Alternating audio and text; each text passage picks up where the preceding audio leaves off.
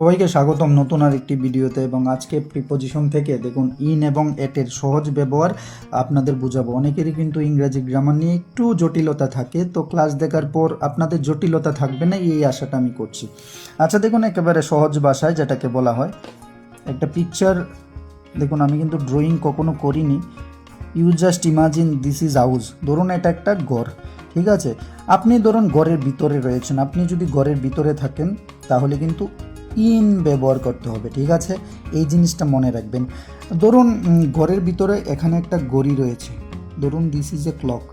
আচ্ছা, এই ঘড়ি যদি ঘরের ভিতরে থাকে, এখন কিন্তু সময় নির্দেশ করা হয়েছে। তো এখন কিন্তু সময় নির্দেশ করা হয়েছে, যখন সময় হবে তখন কিন্তু প্রিপোজিশন এট ব্যবহার হবে। কি ব্যবহার হবে? এট ব্যবহার করা হবে। ধরুন এই ঘরের পাশে একটা বড় একটা জেলা রয়েছে, জেলাটার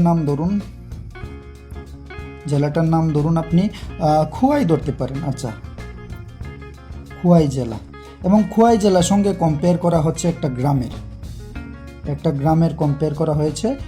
ধরুন গ্রামের নাম বারোবিল বা সিঙ্গিচোরা বা জাম্বুরা, যে কোনো গ্রাম হতে পারে।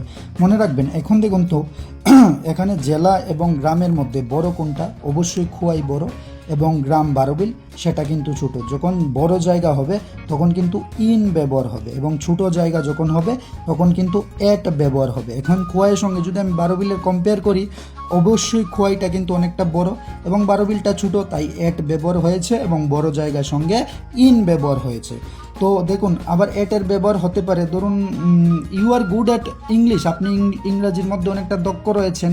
কোনো একটা বিষয়ে যদি আপনি দক্ষ থাকেন তাহলে কিন্তু এট ব্যবহার হয়, ঠিক আছে?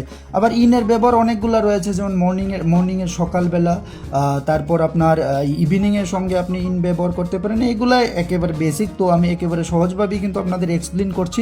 আরও ব্যবহার রয়েছে, সবগুলা নিয়েই কিন্তু আমি ডিসকাস করব প্রত্যেকটা ভিডিওর মধ্যে। মনে রাখবেন, ঘরের ভিতরে যখন থাকবেন তখন ইন ব্যবহার হয়, যখন সময় ব্যবহার হয় তখন কিন্তু এট ব্যবহার হয়। ধরুন এখন অপরপক্ষে আরেকটা জীবনে কিন্তু আমি আর্ট করিনি, জাস্ট বুঝার সুবিধার্থে আপনাদের একটু আর্ট করছি। ধরুন দিস ইজ স্কুল, এটা একটা স্কুল। তো এখন কিন্তু এখানে নির্দিষ্ট করে স্কুলের নাম উল্লেখ করা হয়েছে। যখন নির্দিষ্ট করে কোনো একটা স্কুলের নাম উল্লেখ করা হয় তখন কিন্তু এট ব্যবহার হয়।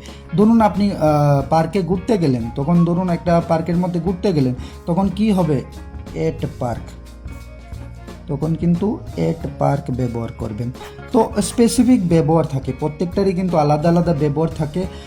ইনের কিন্তু আরও ব্যবহার হতে পারে, সিজন, উইন্টার, এইগুলোর সঙ্গেও কিন্তু আমরা কি ব্যবহার করি? আমরা ইন ব্যবহার করে থাকি। তো যে বিষয়গুলো আমাদের জানা একান্তই দরকার, আমি কিন্তু সহজভাবে আপনাদের বুঝিয়ে দিলাম। এবং প্রত্যেকটা বিষয়, মানে ইংরাজি গ্রামারের প্রত্যেকটা বিষয় এইভাবে সহজ করে বোঝার জন্য অবশ্যই কিন্তু পেজটি ফলো করুন, এবং আপনাদের জন্য মক টেস্ট থাকবে, অবশ্যই ট্রাই টু আনসার, উত্তর দেওয়ার চেষ্টা করুন। এবং ভিডিওটি কেমন লাগলো, আমি কিন্তু জীবনেও আর্ট করিনি, জাস্ট এটা একটা আপনাদের বোঝানোর জন্য আর্ট করেছি। তো অবশ্যই কমেন্ট বক্সে জানাবেন।